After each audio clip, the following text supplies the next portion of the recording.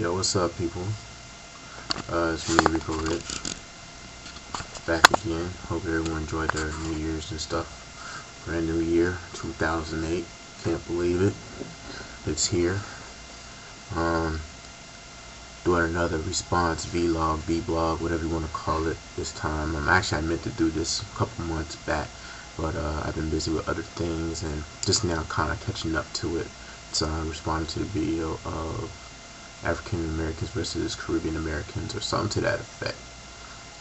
Saw the video, the 2 parts, I believe, 2 or 3 parts, I believe, and saw them to entirety. I saw some of it again, just to make sure on some points that I heard from that particular program that I watched, and basically I just want to put my input in as well, and basically my experiences being a Black American dealing with people who are from the Caribbean.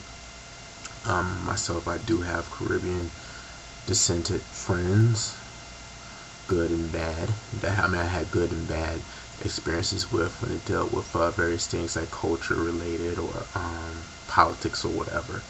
You know, majority of them who I encountered or who I dealt with throughout the time since I first known them was pretty much been positive. You do have some negative aspects, but at the same time, most of the time it's been positive. But like I said, I don't really have a general problem with West Indian people or Caribbean people. It's just, at times you get in situations where either, I guess, yourself or they take it too far.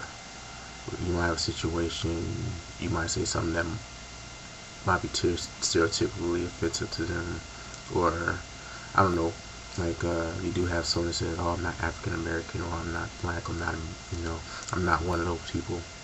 I did have several encounters, or one particular encounter at a university where one of my friends had attended at a particular time, and it actually was a Caribbean-oriented function hosted by a Caribbean or student group at that particular university. And of course, I was an invited guest, and it was like a social type thing, gathering, meet and greet type thing. Had a DJ, little dance, where people can meet, dance to Caribbean rhythms and stuff.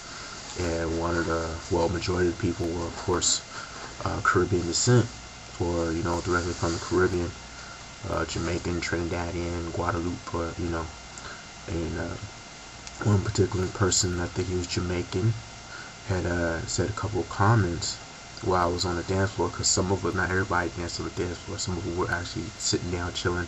There was food there, and I was there actually eating food, just chilling, relaxing, doing my thing, minding not necessarily my own, but just observing, in the cut, chilling. And particular dance song came on where a lot of people started going up to the dance floor. I think it was one of the Beenie Man songs, and dude, got along with the song, got into it, and a lot of people were on the dance floor, and he goes with the comment talking about, "Damn, you must be American because you're not on the dance floor." And at the same time, at first it kind of ticked me off, but at the same time, I stayed calm and kept it to myself, because I was like, well, I ain't trying to start nothing, and I didn't want to react off a off-color comment. So I kept it to myself at first, and kept on doing my thing, eating a little grub, meeting with other people and stuff. And it was kind of weird, because it kind of got a little more negative after that. The dude before actually had met me, or not before, but I'm not sure if it was before or after that time. I don't know. It was the same night.